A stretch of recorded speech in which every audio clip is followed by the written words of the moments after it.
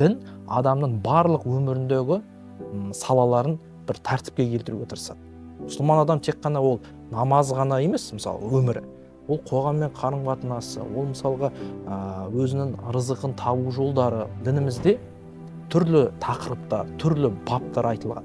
Мысалға Құдаймен байланыс, ата-анамен жақсы қарым-қатынаста болу, барлық жақсылық атаулыға шақыру және жамандықтардан тыюға тырысу керек басқа да. Дініміз оны жалпылама айтады, түсіндіреді. Бірақ енді мынау кейбір деструктивті ағымдар деп айтқан кезде олардың бір сипаты дінімізде айтылған бір тақырыпты приоритет жағынан орысша айтқан кезде бірінші орынға қойды. Радикалды, мысалы, кезіндегі игилға кеткен топтардың ішінде олар приоритет жағынан нені бірінші орынға қояды? Такфирді, джихадты бірінші орынға қояды. Оларға мүше болған адамға ең бірінші не үйретіледі? Такфир деген ұғымы үйретіледі, джихад деген нәрсеге акцент қойылады.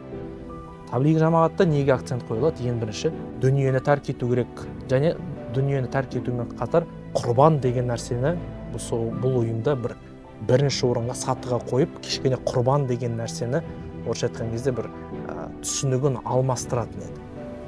Подмена понятий деп айтады.